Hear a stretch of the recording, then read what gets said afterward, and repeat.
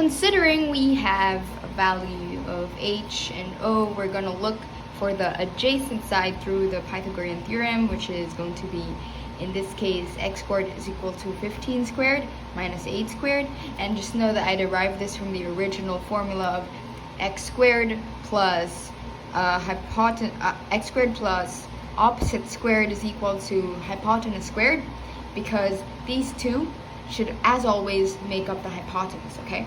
So this would be equal to the square root of this, which will be equal to the square root of 15 squared minus 8 squared, which would be equal to 161. So x is technically the root of 161. Now that we've got this, we can finally get all the trigonometric functions of this, okay? So let's start first with sine, which is opposite over hypotenuse.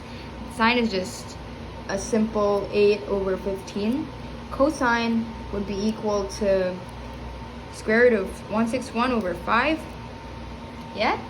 And tangent would be equal to opposite, which is 8 over the root of 161, but we have to actually simplify this, so we have to multiply it by the root of 161, which will give us 8 root 161 over 161. That's how you do it.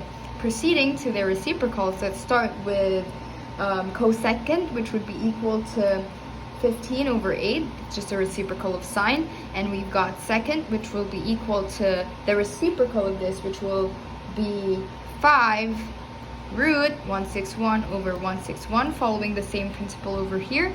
And lastly, we've got cotangent, which would just be equal to root 161 over 8. Perfect.